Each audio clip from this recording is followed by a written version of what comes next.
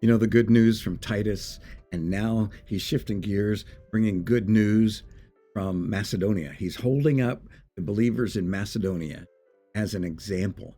And one of the cool things is that we can see good quality in other people and talk about them behind their back. We can build them up. We can encourage others to look at that example and follow that model of Christ likeness. And here,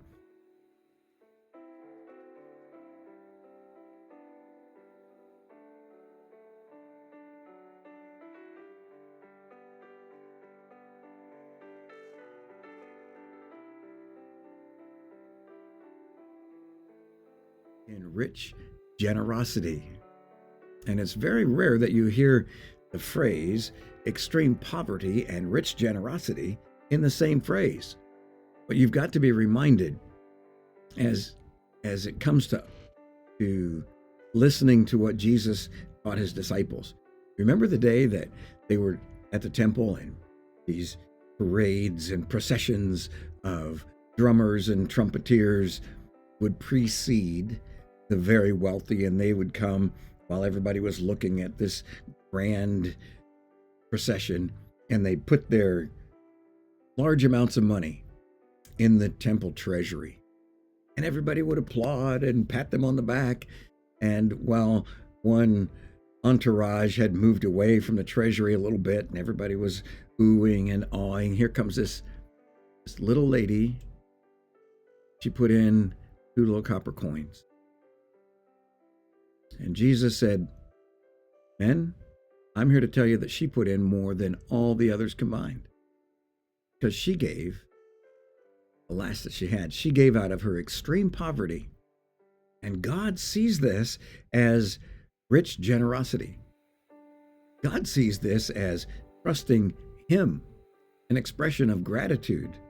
And when she put that minuscule offering in, it was completely lost among all the coins and jewels and whatever else happened to be in the treasury box. But it was not lost in the sight of God. And here, the Apostle Paul is telling them, the believers in Macedonia, in their most difficult times, are rejoicing in the grace of God, in the opportunity to assist and serve the believers in Jerusalem, and their joy welled up in rich generosity. And as we look around our own lives, I pray that during this Thanksgiving season, almost, well, it is way past the middle of November, we're looking at Thanksgiving Day tomorrow. What a day out of the year, us stop and give thanks. But then every day, as a Christian, let's let this Macedonian model motivate us to be filled with mercy and grace and rich generosity. When you give to a poor man, you lend to the Lord. When you give out of the resources that are in your hands, the replenishment is coming from the reservoir of God's amazing grace and mercy. His reservoir is much greater than we can imagine.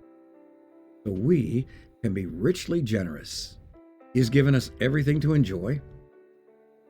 And with grateful hearts, we should look at other people who may or may not deserve it. Look at what God has done for me, and how often has he looked at me and said, "Man, you don't deserve this. You deserve a bolt of lightning, but I'm going to give you what you need. I'm going to give you these gifts to make your life more abundant." What an awesome God. Let's be like him. He loves you. Let that love flow through you all over the people around you, in your home, in your workplace, in your neighborhood, in your church. God bless you. And we love you too.